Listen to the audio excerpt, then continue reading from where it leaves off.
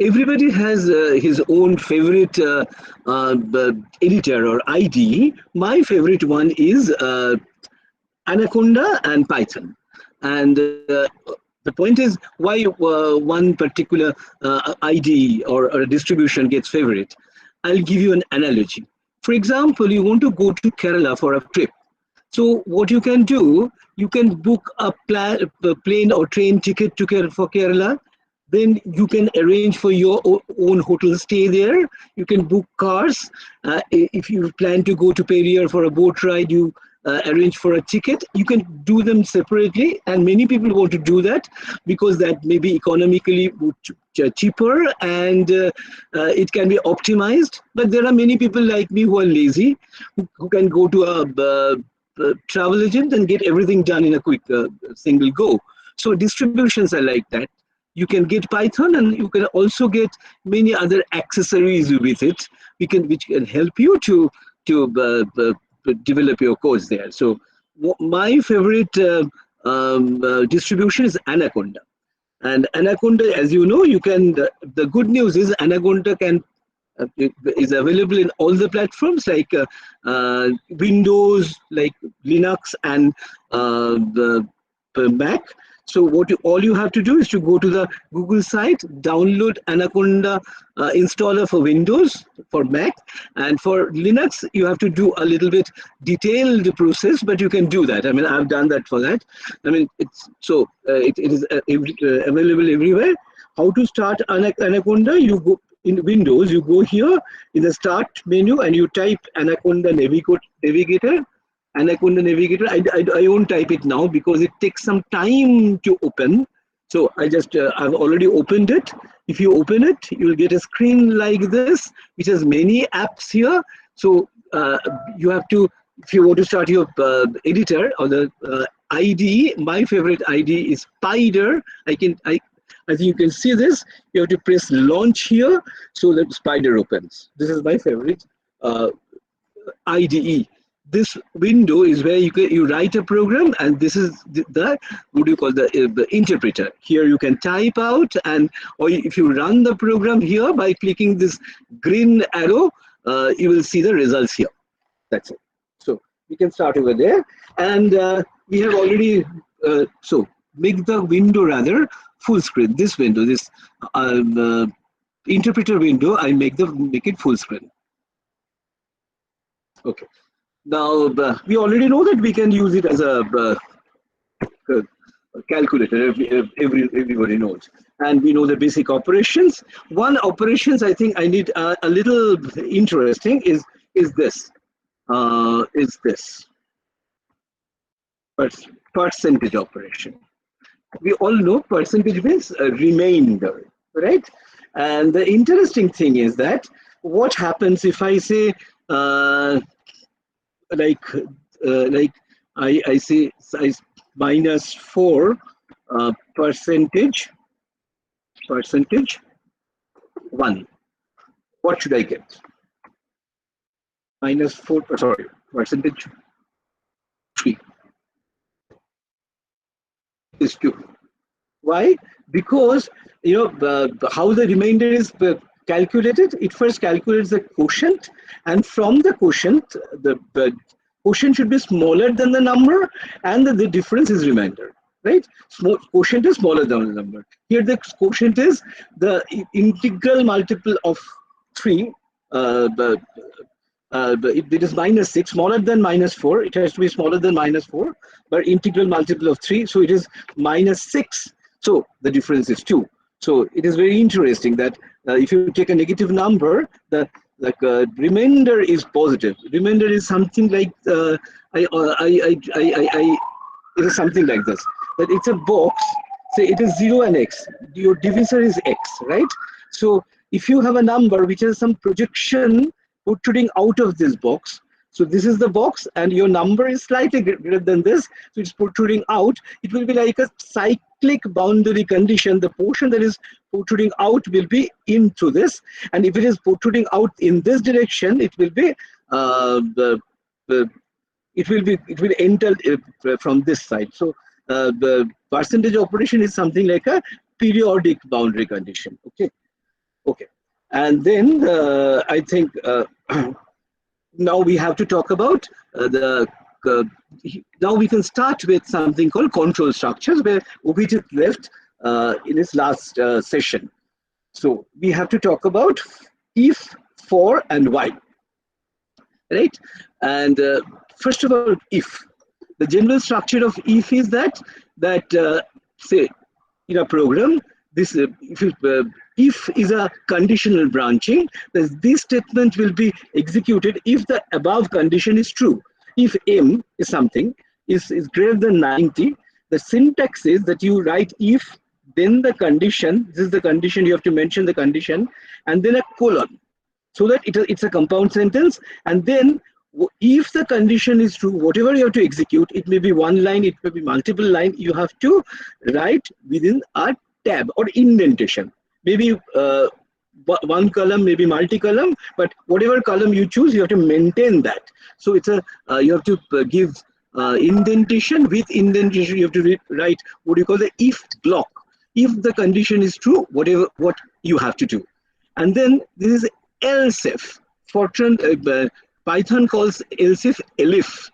Elif the other condition, and then another colon.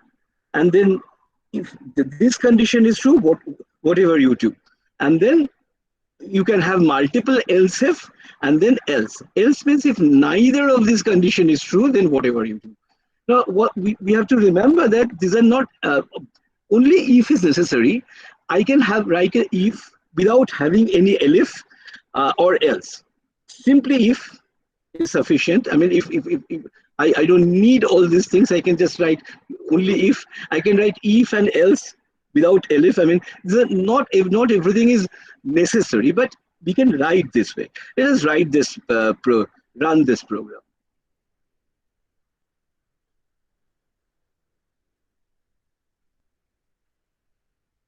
This is this program. This is, what does it do? It concerns the marks of a particular student. I mean, if the marks is above 90, I would like to call it excellent. If it is above 80, so it is in between 80 and 90, I'll call it very good. If it is above 50, I'll call it good.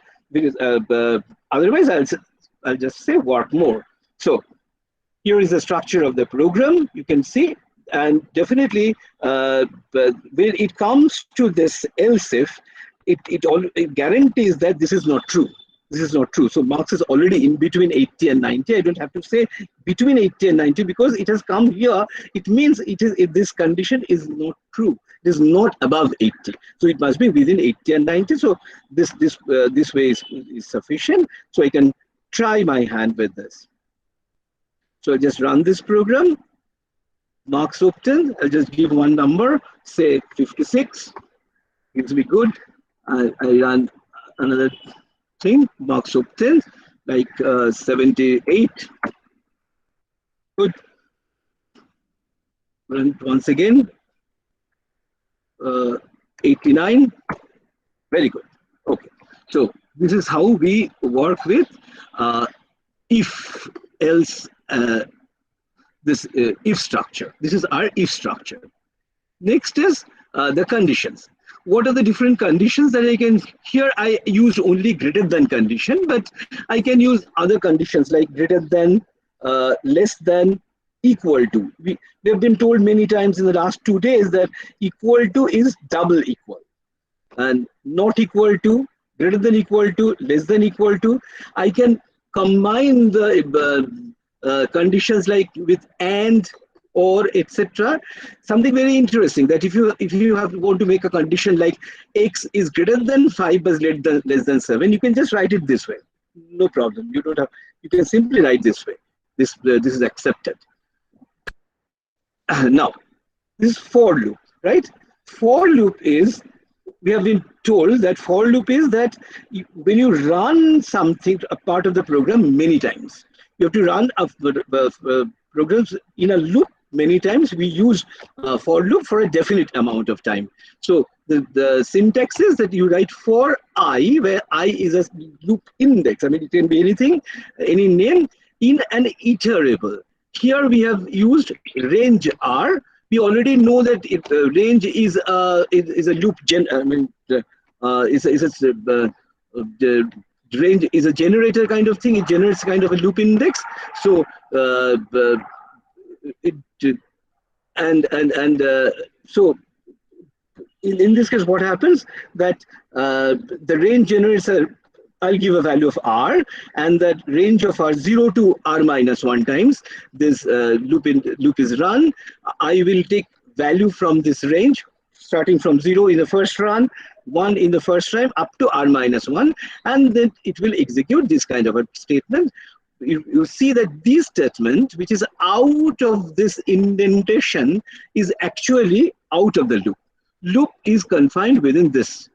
Loop is confined within this. Whenever I see a statement which is in the same line as a for, I'll understand that this is out of the loop.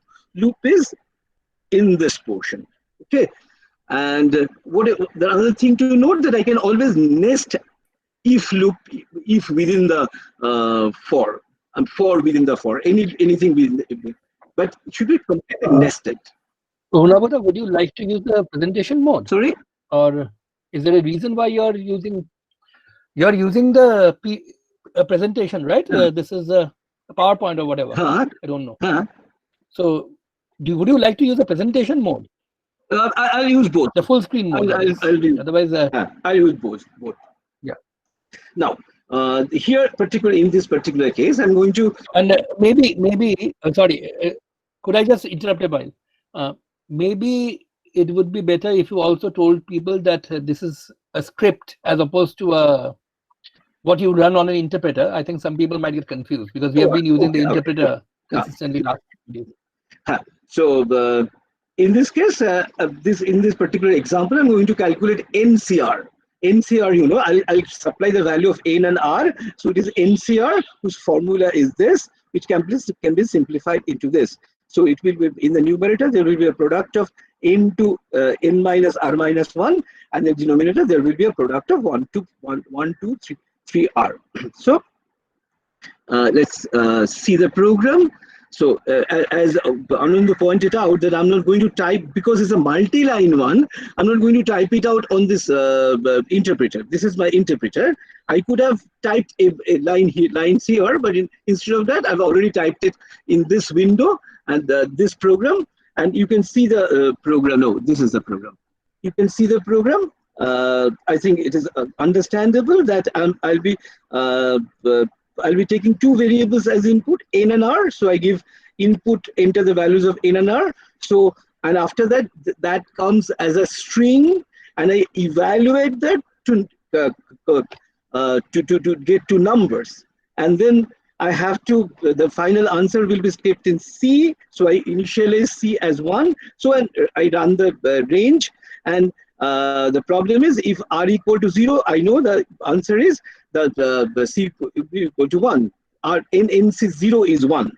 So my answer will be 1. And this break means that you don't have to run the loop. You come out of the loop. So if you encounter such a situation, if you encounter break, you don't have to go to the loop, just come out of the loop. So if r equal to 0, the entire loop will not be encountered, C equal to 1, and it will come out. Otherwise, if it is a definite value of r, then it will run this portion.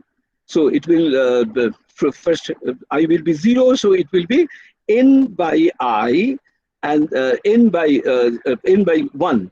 And then in the next go, when I equal to 1, it will be, the C will be multiplied by this one. So already C was n. Now C will be multiplied by C into n minus 1 by 2.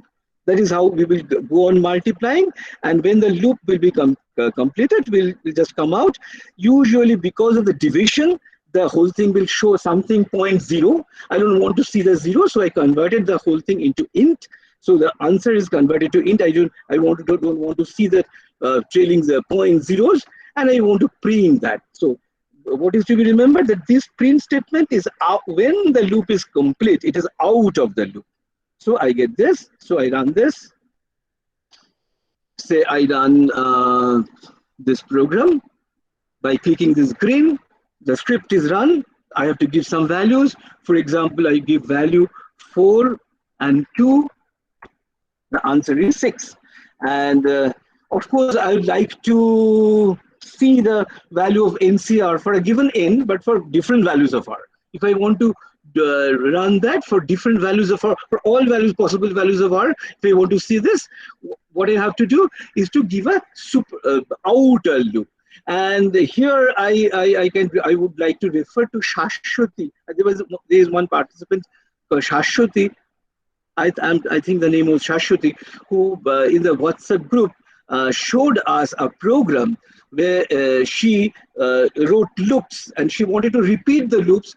He just copied the loops and pasted them one after the other. This is not the, I mean, is the best way to do it. You can always nest the loops. Like you can write for R in range n plus 1.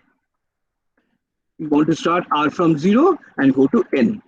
I know, because if you give n plus 1, then now the point is the entire thing I have to give a tab. That's it. Give a tab, everything goes here. So yeah. So I don't need the value of R anymore, because R will be taken as this.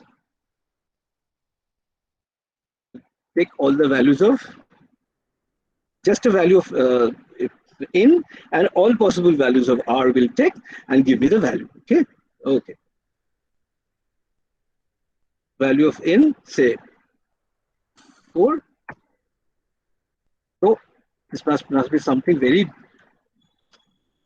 oh yeah, I can see. The problem is the initialization. This initialization has to be done here. Initialization has to be done here. Okay. Every time, for every R, I have to do a fresh initialization.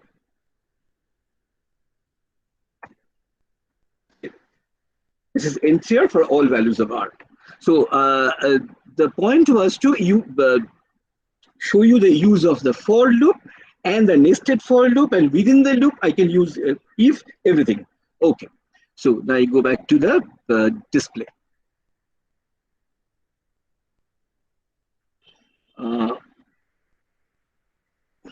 Now while block.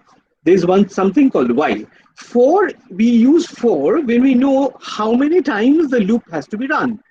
And it may so happen that I don't know how many times the loop has to be run. Loop has to be run until a condition, so long some condition is satisfied. If the condition is true, I'll run the program. If the condition is false, I'll stop the loop. That may have, I can imagine a situation like, I want to print all the integers values of x so that x to the power 4 minus x to the power 3 is less than 100. To start with, I don't know what should be the values of, what are the values of x for which x to the power 4 minus x to the power 3 is less than 100. So I write such a program, okay? See? My next program. That shows me the use of while. The structure is the same, while, then the condition, then the column, then the indentation. And because both the lines are indented, so both of them are within the while loop. So that's it. So I run the program. That means 1, 2, 3, only 3 numbers. If x equal to 4, then the condition is not satisfied. So the loop will run till some condition is satisfied. Okay. So this was, I'll show you another program which uses both while and if. Just to show you, exemplify the use of while and if. Very simple program that doesn't contain any good complicated things. It is the calculation of HCF, highest common factor of 2 numbers x and y. What is our algorithm? We all learned this in the school, that among the 2 numbers, decide which one is the smaller number, and you divide the larger number by the smaller number and calculate the remainder.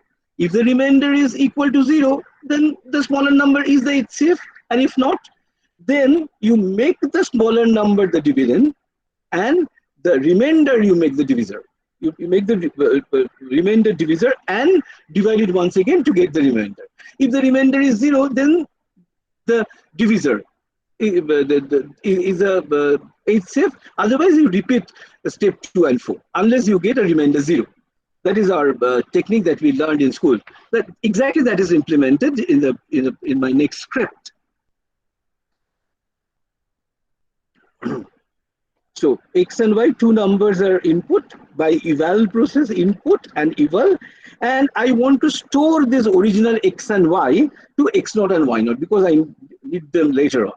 I mean, just for convenience, I kept them there. Then I want to decide which one is smaller. I don't know which one is smaller, so if x is greater than y, I did a swapping kind of thing. This swapping we have discussed that this means that y goes to x and x goes to y. So what happens if x is greater and then x is greater, that goes to y and y goes to x. So after this particular operation, we are sure that x is smaller than y. X is smaller and y is larger. So we are going to calculate the remainder, which is equal to y percentage x. And then if remainder is equal to 0, then we are satisfied and we have already got the HCF. If not, then what we are going to do, the smaller number was x, we will make that higher number, right? And the remainder we will make the smaller number. In place of the higher number, we will place the x, and in place of the smaller number, we will place the remainder. Now we will once again divide the higher by the smaller number, we calculate the remainder and check it here. If the remainder is 0, then we've got the remainder HCF, otherwise we'll continue, right? And so when it comes out of the loop, when the remainder is 0, we got the HCF, then I'll just print what I'll print HCF of x naught and y naught. You see why? That is why I kept them separate, because I want to refer them. That these are the numbers you gave me, and this is my the smaller number in the last loop was the remainder.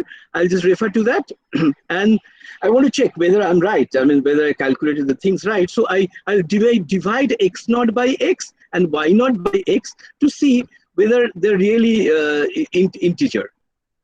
So just do that. Run this program.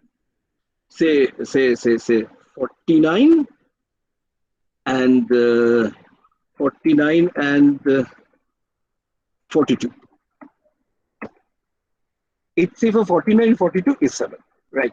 And see, my first number was greater and the second number was smaller, but it actually took care of these things. So that was my example. So that actually shows the use of simple program that uses only while and if. Okay.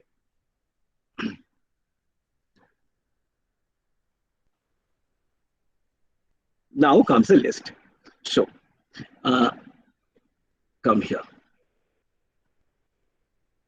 I make this full screen. Now my topic today. Today I have to discuss about list. What is list? List is something I can write like this. I give any damn name and then square bracket, and if I type something with a comma, with some comma.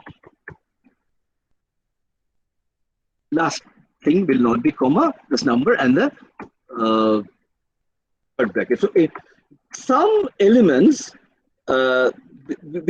separated by some commas, and finally there will be a square bracket. So this is called a list. List is a collection of objects, and these are the 2, 3, 4, 5, 6 are the components of this A, and we can refer them like A0 will refer to the first number. Although we call it first number, its index is 0. Those who are familiar with C is not a problem with that for them, because C also refers the first number as 0th number. So index of the first number is 0, index of the second number is 1. So there is always a 1 shift. So A1 is 3. Index 1 is actually the second position. Second position contains the number 3, so we can get it out by referring to its proper index. So we have to provide the index and it will give us the number. So the last number, of course, will be how many numbers are there? 1, 2, 3, 4, 5. So last number will have an index 4. That I can fetch the right last number. If I give say 5 or anything more than that, it will just show me that list index out of range. So I've got out of the range, so I'm making a mistake. So that's it. So that is how I can refer to the numbers. First index is 0. The last index is n minus 1 if n is the number of elements. So how do I know how many the number of the elements are? I don't have to count this way. The utility is len of a. If I simply type len of a, that will tell me how many elements do I have. Okay, so len of a, remember, len operates on list, it operates on strings. So I'll show that also. So len a will show you the number of elements of the list. Okay, and there is a funny way of referring also the list indices in Python, that is the negative index. So a of -1, what is it? What can that be? It's again a kind of boundary condition, cyclic boundary condition. -1 is something less than 0, right? So what can be that? That is the last element of the list. But once you can see the list, -1, it is the element which is before this one. Before this one is, you can see imagine a cyclic boundary condition. So -1 is this one, which is the last element. So what is -2? Is 5. I think you can see this. -2 is 5. The second from the end. End. So -3, of course, is 4. So start from the right end. So you can have the indices with a negative, like -6, -n, -n-1, -n-2. This way you can proceed. So indices can be referred in the positive direction as well as in the negative direction. Okay. So this is very funny that you can, if you just want to see the last number, you just say -1. That is the last element of the list. Now, those of you who are familiar with Fortran and C may think that a list is something like an array that we have learned in Fortran or C. No, it is not. It is some way it is similar, but there are the two different ways. It is grossly different from the list. First of all, you remember that for example, in the C, we would declare int a100, meaning thereby a is a array containing 100 elements, and each element is an integer. So int a100 is the syntax. But here, no, none of the restriction is there are there. So we can, for example, we create a list like this, whose elements are 1, 0.2, ABC. It's a valid list, whose first element is an integer, second element is a floating point number, third element is a list. No problem, I can just use it as a valid list. No problem. Even I can have list within the list. For example, I can have, instead of this, I could write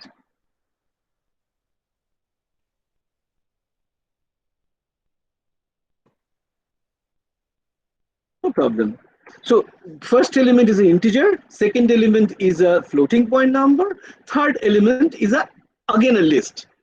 So how many elements are there in this list? Len of a is again 3, because there are only 3 numbers, 1, 0.2, and the whole thing is a number. This list is a third element. So what is my last element now? Is a list. Okay. So if I want to refer to any number within this sub list, for example, I want to fetch this 3 here, which is the middle number within the list. How do I refer? I can write -1, which already is a list, and then It's middle number 1. So A minus 1 is a list whose one index, I refer to the index 1, will be 3. So this is a, if you have to refer to the one of the sublist, one of the elements of the sublist, I have to first refer to the list, which is the element. A minus 1 is an element list here, and then the one index of that A minus 1 list is 3. That is how I can refer to. So the point is, therefore, I can have uh, uh, it is different from the Fortran or C array, because it can have different elements can be of different types. Okay. So first of all, what type of quantity is A? Did I see this? This is type A is list. It says it's a list. Okay. Then the thing that I have to talk about is concatenation. Say I have a list here.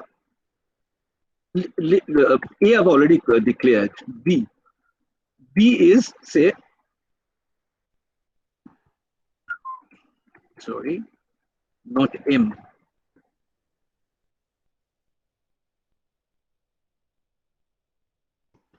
This is another list. So A is this, A is this, B is this. What does A plus B do? Can we see? A plus B is simple concatenation. These two lists are joined side by side. Up to this one, this 2, 3, 4, this sublist, this is the list A, and this one is list 2, right? So this is, now neither of A and B is changed, of course, because A plus B an operation that gave me out, A plus B operation gave me out a list. I didn't store the list anywhere, so it is just, it gave me as a output. I could store it as this in as a third list.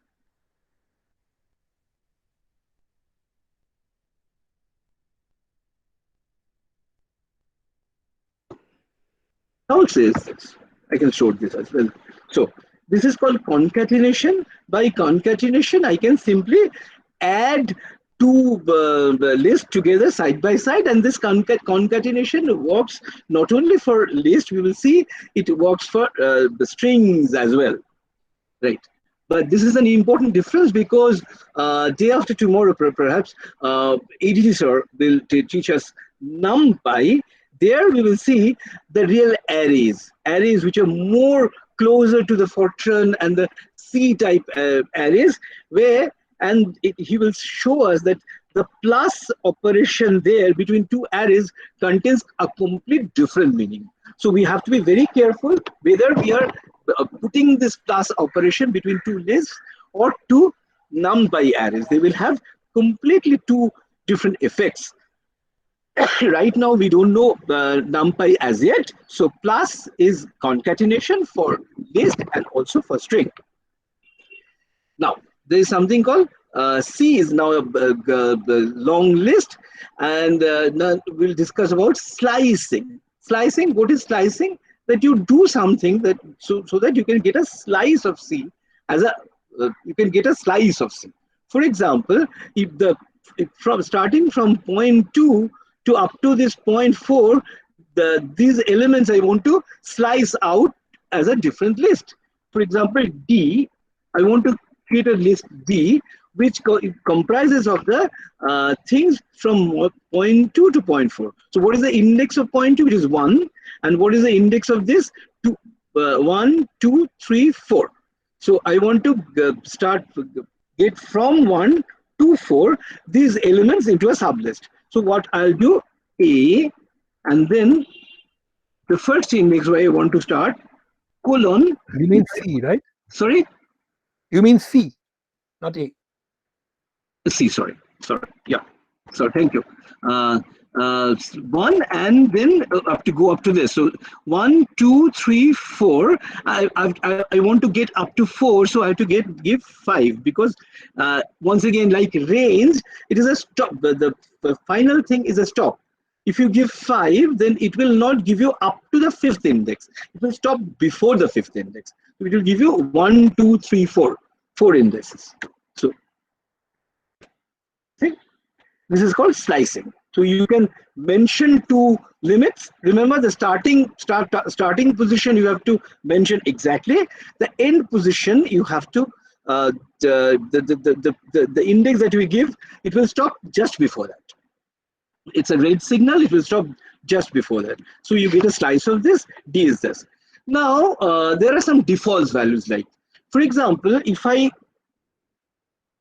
wrote this kind of a thing without mentioning this one, what will happen, the default value, one I didn't mention where to start, so it will always start from the 0. See, 0th index. And I could also skip the last index, for example. I could have given, say, 1 to this. So it will start with 1 and end with the end, because I didn't mention where to stop.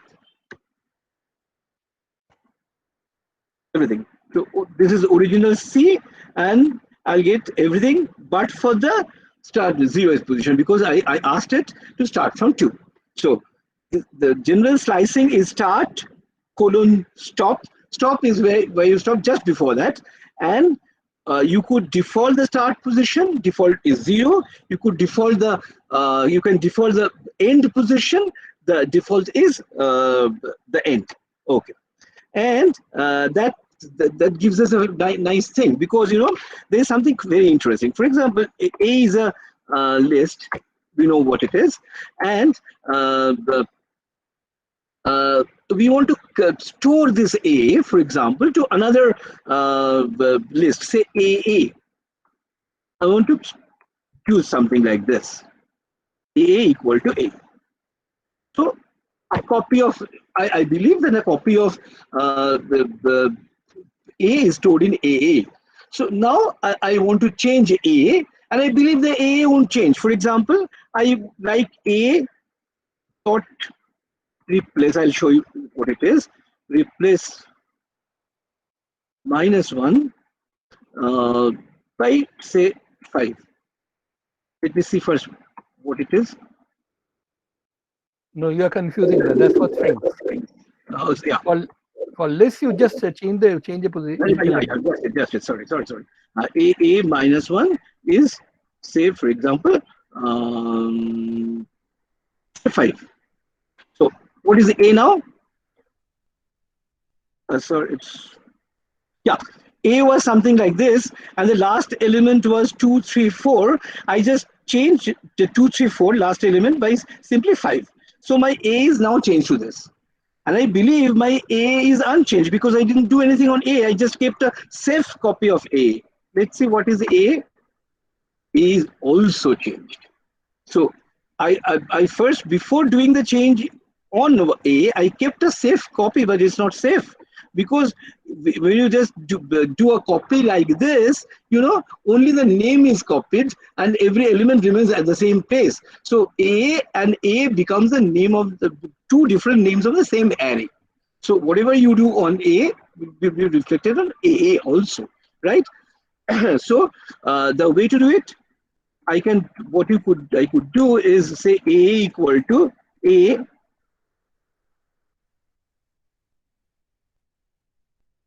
what does it mean? I copy everything from A to A, right? Now I change the last element of A to, say, 10. So A is this. What is A? A is unchanged. So if I want to keep a safe copy somewhere, I will not, in case of least, I won't just say A equal to A. Then A and A will be the 2 alternative names of the same list. So what I have to do, I have to copy every element of A to A. This process is it should be adapted for copying a list if you want to keep it safe. Okay. Now, after this,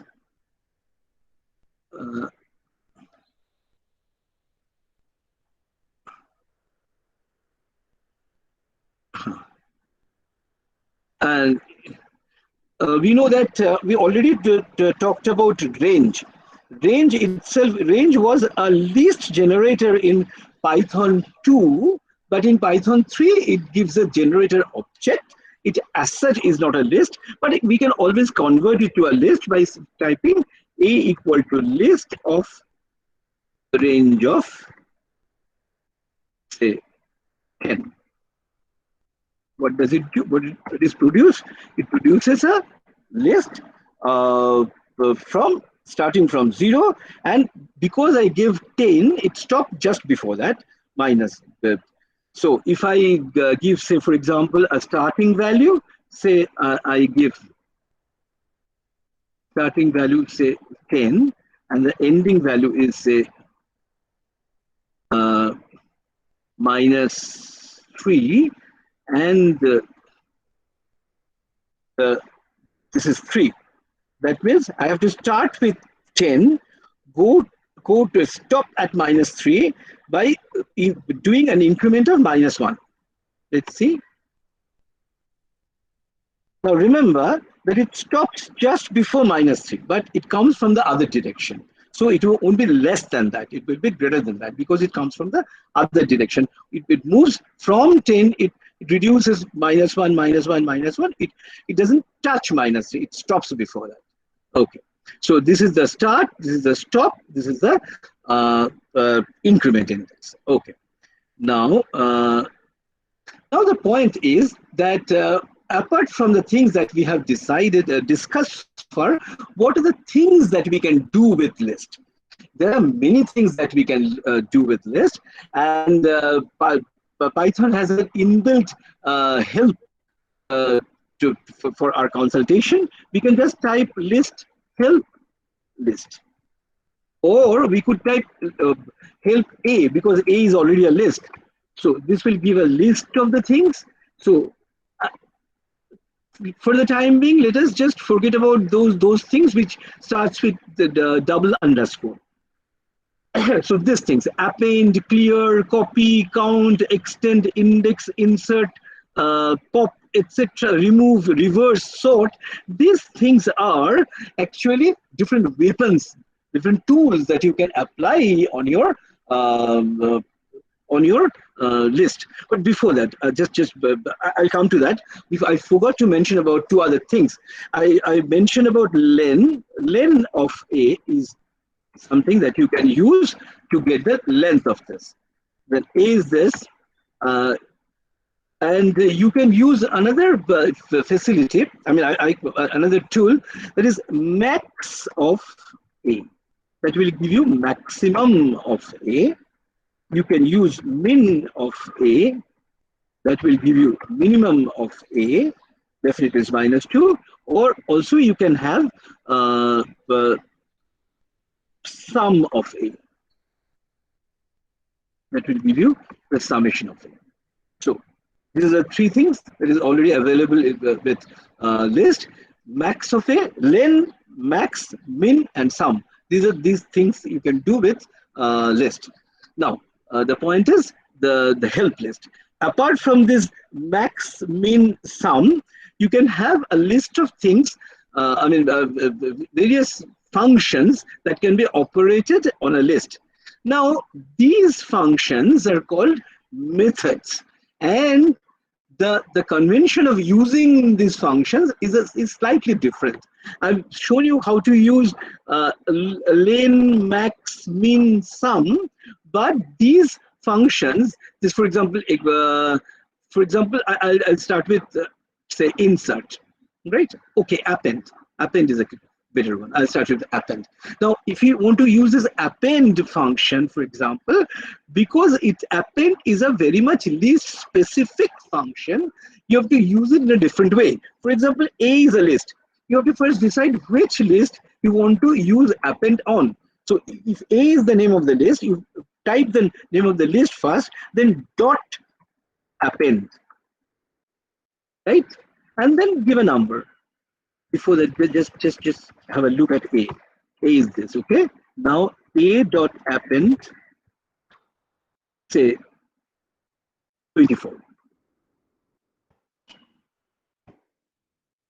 What happens?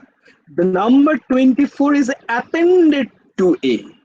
So the length or len of A is changed.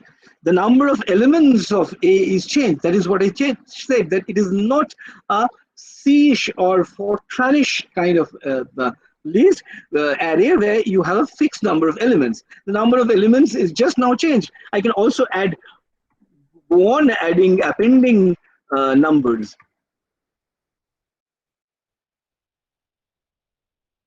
See, the number of elements is changed. I can go on appending this. Now, the point is, this is a method. It's a method, it's a list specific method.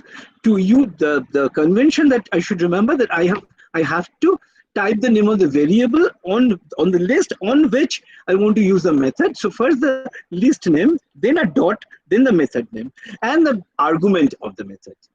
And now, for example, I want to say after append, there are lots. I won't show you everything. I'll just show you some examples. For example, count. If A is this, I don't know if there is a, okay, just count A dot count 1. What does it mean? If 1 is present in the list, how many times it occurs in the list?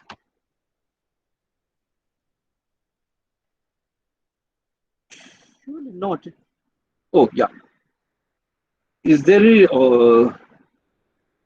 probably there is no repeating number over here. So, okay, I make another list. Say 2, 3, 2, 1, 2, 3, 4, 2, 5, 2, 1.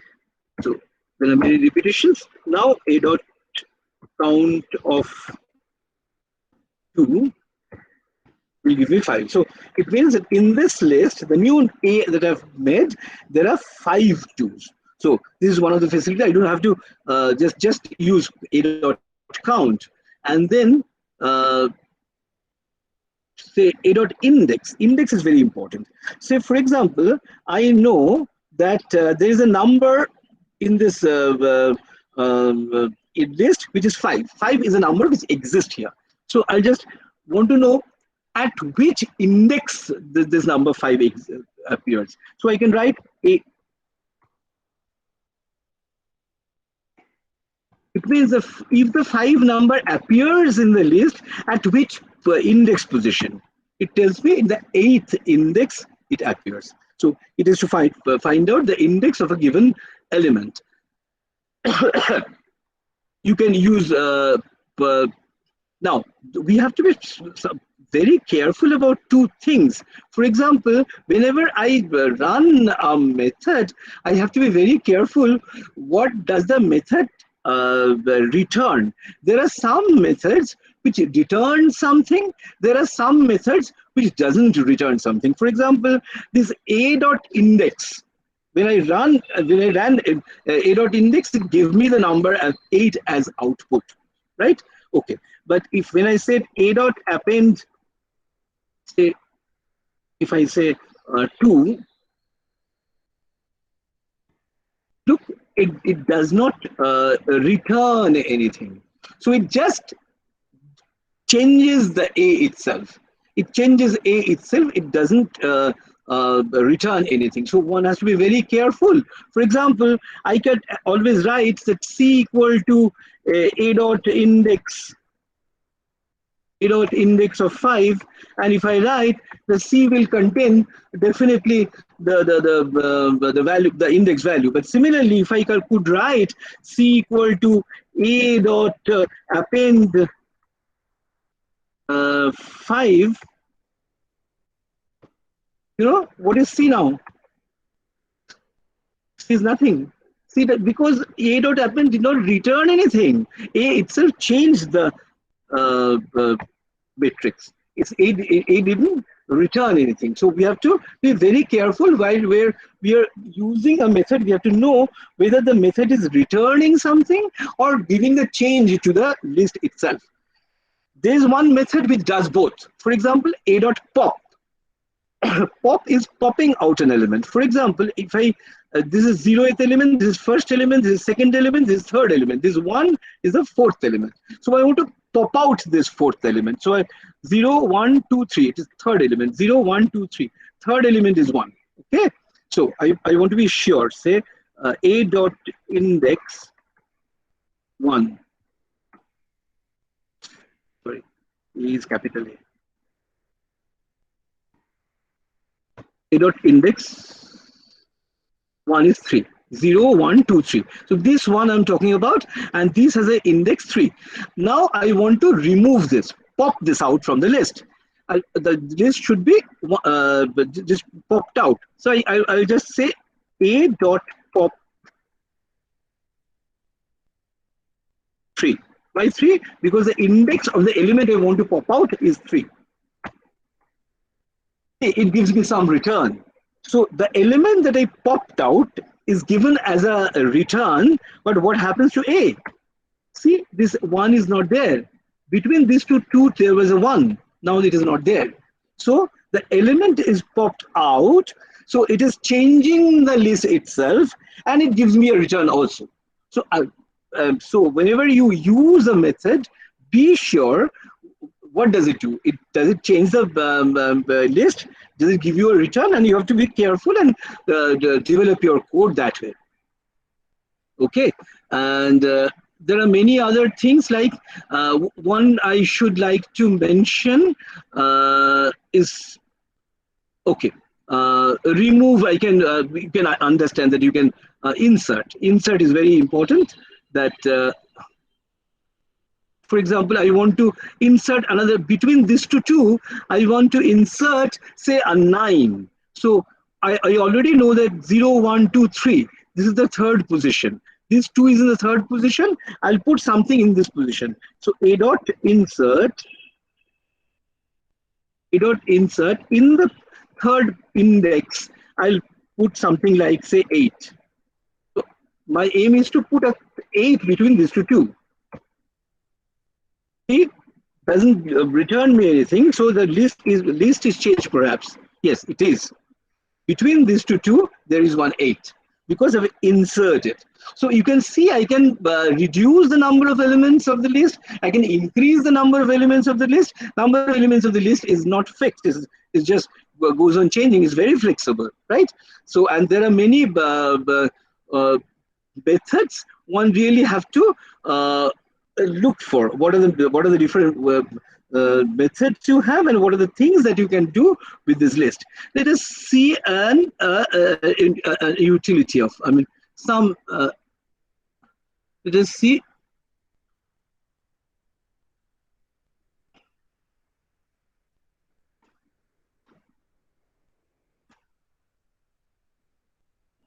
Oh, this I'll come to this later on. Okay, using the append. What does this function do? Let us look at this function and try to guess what this function can do. As I can perhaps see some answer. I mean, look at this the function very well and tell me, okay, first of all,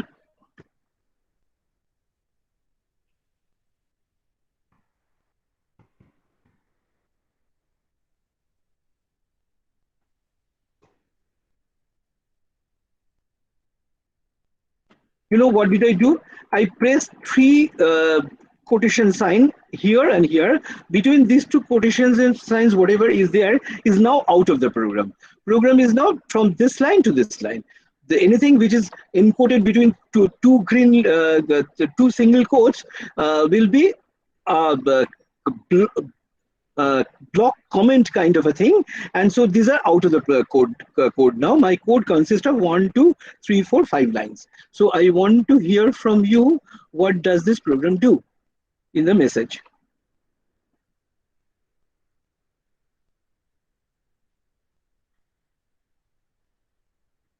Please answer me. What does this function do? I think the function is I mean it's you can see this, see the program,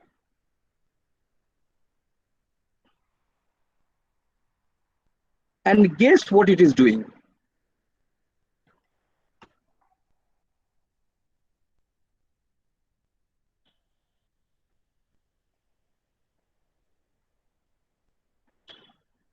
Yeah, Kinkar Shaha came out with the right answer. It generates Fibonacci sequence. Why? Because I've started with a loop which consists of 0 and 1 only, right?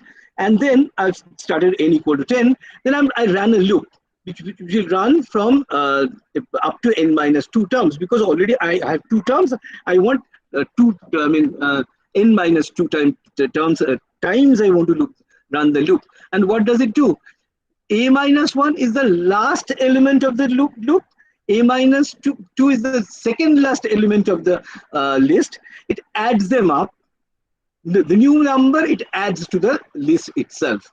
So for example, the list was originally 0 and minus 1. So the last element was 1. The second last was 0. They will be added. A new number 1 will be generated and will be appended to the list. And then on the second loop, this last number is 1, the second number is 1, 1 plus 1 is 2, so it is going to generate me the Fibonacci numbers, right? So if Fibonacci numbers, so run the programs for, say, for example, oh, n is already given, so the any first 20 Fibonacci numbers as this. So I change this, for example, so say 50. These are the 50 Fibonacci numbers. Okay, so it's a nice way of generating the Fibonacci numbers simply by using the append command. And then what I want to do is to use something called list comprehension that I'll discuss next.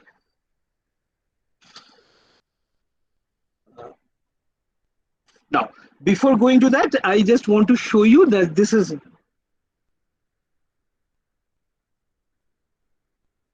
now this is what? This is a list of list. I don't want to type this. You can see that the A is a list which comprises of 3 different lists. So A is a list of lists.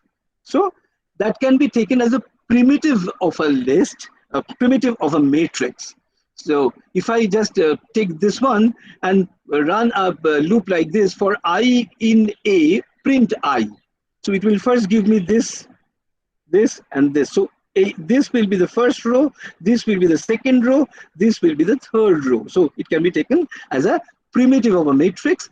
And what is A00? This is a A0 A0 element, and that 0th element of this is 5. So if this is a matrix, this is a 0 element. So this is the 1 element, it is a 2 element. That is how we can do with it. So we can try to deal with matrix, although we won't do that because we have numpy with it.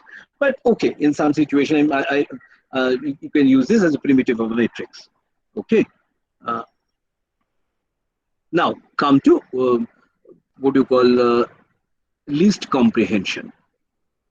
Least comprehension is when we generate a list from a list, right? For example, we know that this is a list. A equal to list of range of n. This definitely is a list. Sorry, I forgot one bracket. So this is a list, and I want to rather from this list, I want to generate a list which is 0, 0.1, 0.2, 0.3, 0.4, 0.5, 0.6, etc. Very simple. Divide each element by 10. So I can do that in a single go by saying B equal to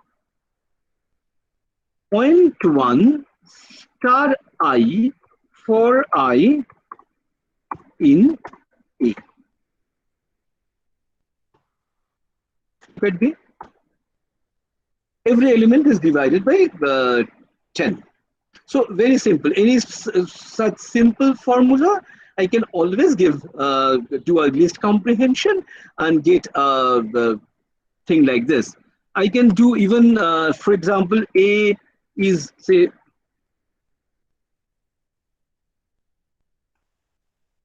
A is this.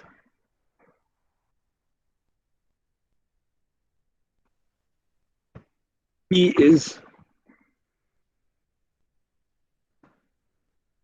4 elements, right?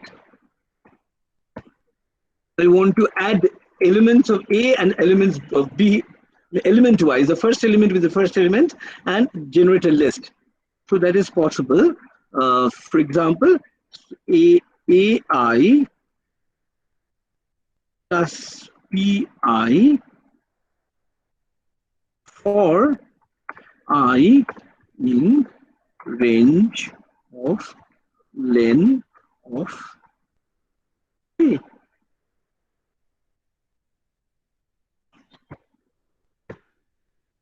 Look at C. C is just the element-wise summation. Look at this comment. If you are not convinced yet, what did I do? I did a simple formula how to generate the elements of C. The formula is that you go from this list, the range of len of A. Len of A is the number of elements of A.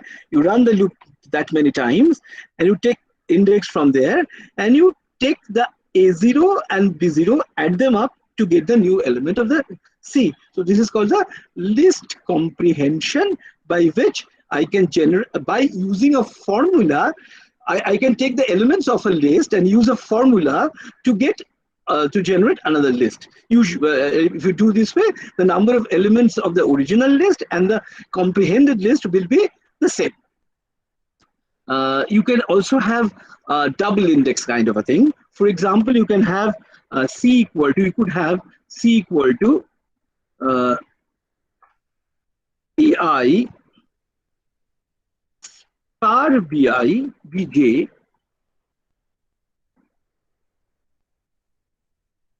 for I in range of len of A for J in range of len of B. What did we do? Here, instead of both the index being I said one I and one J. So there are two loops, two loops. One is loop over I, other one is loop over J.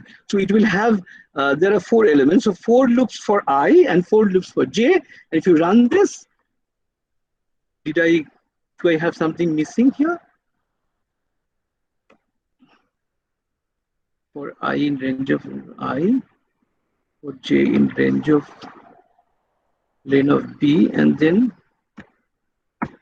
why it is missing?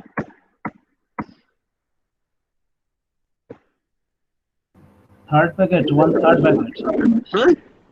One third bracket. Third bracket is there. This is the third bracket. This is the other third bracket. I cannot see the No, do you mean, what kind of loop do you mean? Do you mean 2 loops? 2 loops. It means Then you want to produce a matrix, right? With A. right. So that would be 2 double brackets at the beginning. 16 elements. Yeah, that will be first 2 square brackets at the beginning. One Oh, square yeah. bracket No. after for loop. Simple 16 element loop. Yeah, but I don't think it will work that way. You mean a flat array with 16 elements? Flat array with 16 elements. Nested loops won't work that way. Huh? Nested loops won't work that way. Okay, let's forget it. Okay, so another interesting thing is that within the list comprehension, we can put, if we like, we can put conditions like A equal to, say,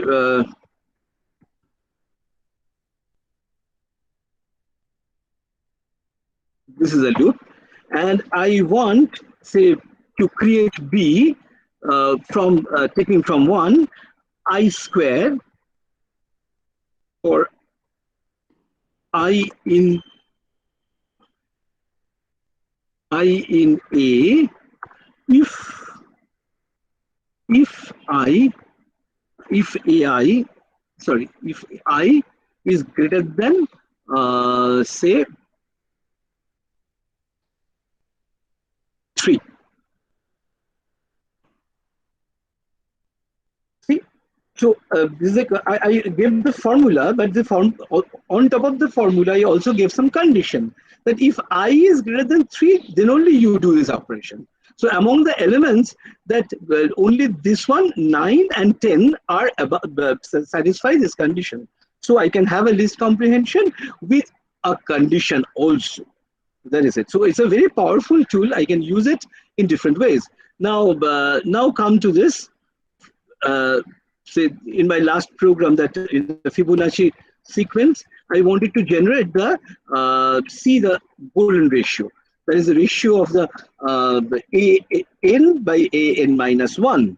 So I just wanted to generate for all the elements and see how it goes. So run the program. See, this is how I generate this.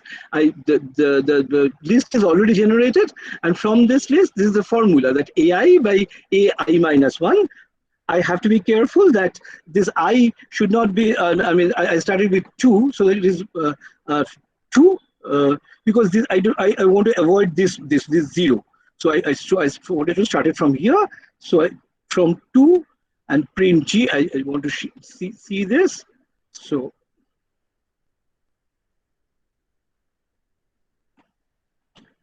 see, we already know that it is very close to the golden ratio that we can theoretically calculate.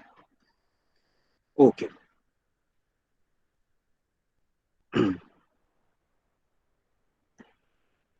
Now, just to see. Yeah. Now I have to talk about strings.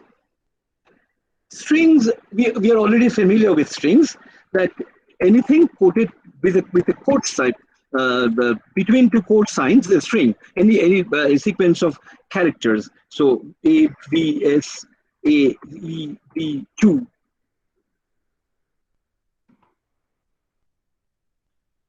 Is actually a string. String is also like an iterator. It means that I can refer to an individual elements of string by, say for example, if this is a string, then the first element of the string is A0.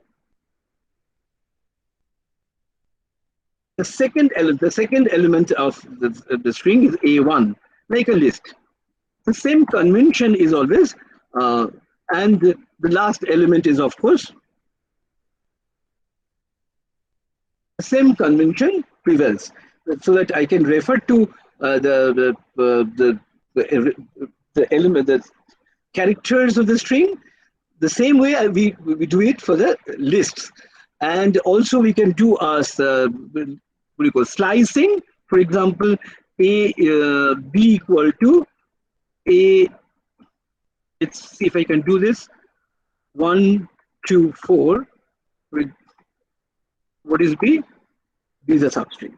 So I can slice it out.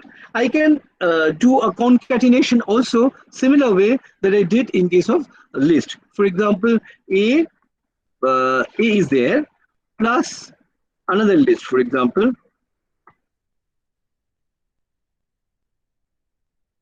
Remember what was A? What was this? A is this. So on which I concatenated this.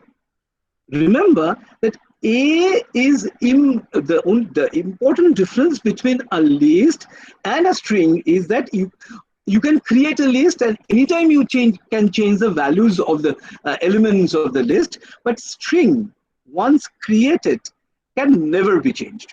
So you cannot change A. If you have to do a concatenation, the concatenated string will not be A itself, it will be something different.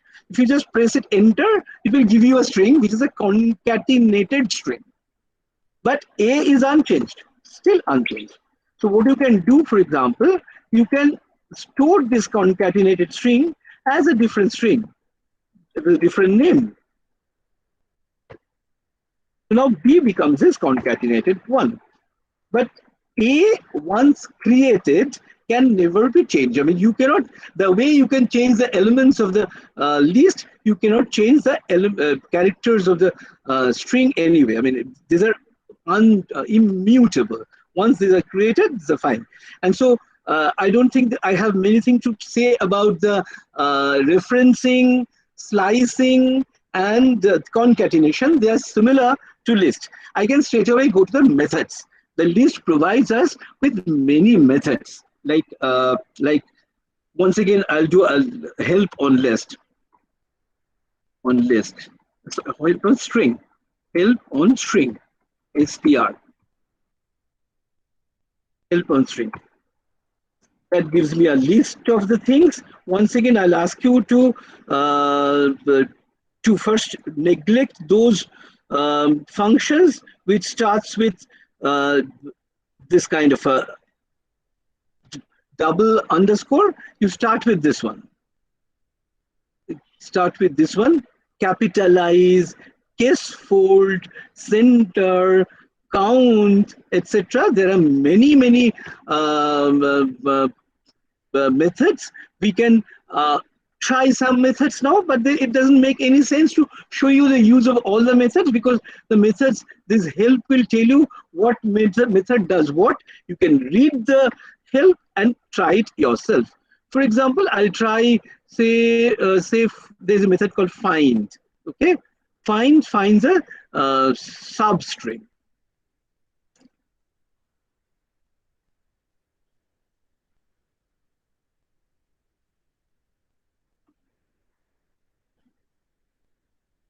Okay. For example, this A is A already I have. A already I have. Now, for example, B is a S is a substring I declare. This is say VSA. VSA. This is a substring. I want to know whether this substring S is present in the string S, and if yes, then what is the index? So I just give a dot find. Once again, it's a method, so I have to this find find S. Tells me in the first index I can find this substring. So this is this is find, and also I can have, for example, a dot count. A dot count is there. It says a dot count is there. So a dot count, say for example V. It says there are two V's in the full string. So I can find it out. These are very easy to use instruments. I can replace. Now this is important. If I want to replace, say for example, this capital B, I want to replace with capital C. If I do this a dot replace capital B with capital C.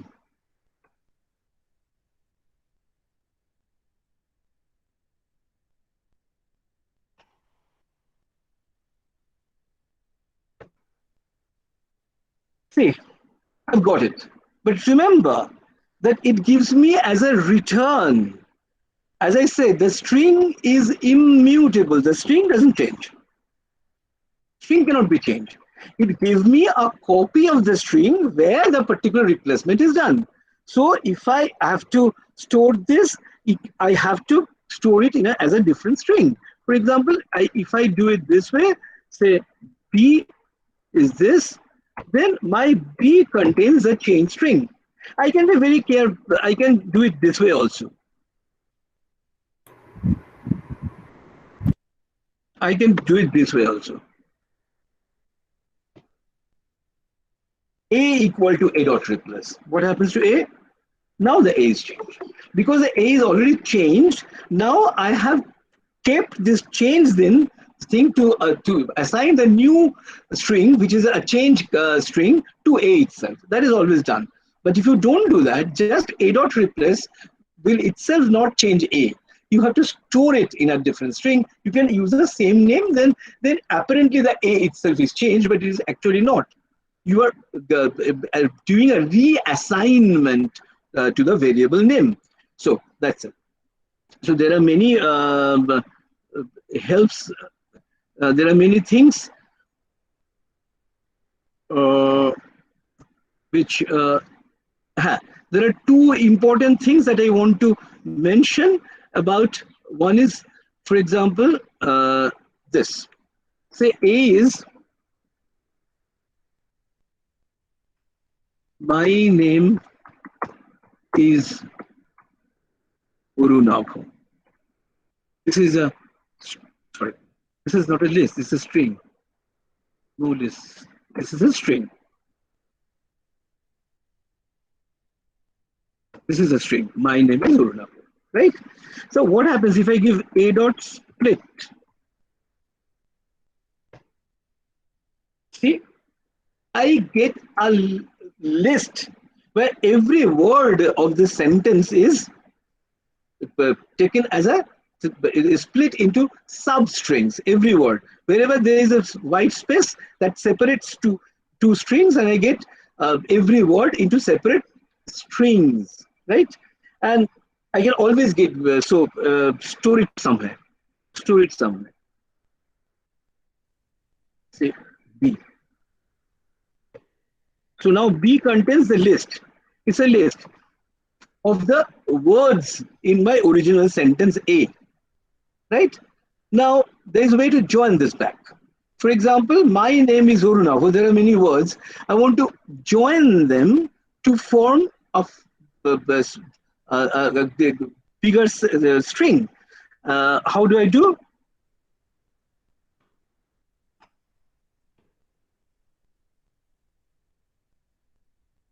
Let's see. My name is Arunabha. That is how I do. No, I think you wanted to actually join B, right? Join? You really want? Join B, exactly. So that's it. So that's why it's looking different from what you expected. Join B, yeah. My name is Arunabha, yeah. So here, you see, what did I do? I first gave quotation, blank, a quotation, right? So there's a blank space, which means that I want to join these words by a blank space. Instead of that, I could have given this kind of a, say, capital X.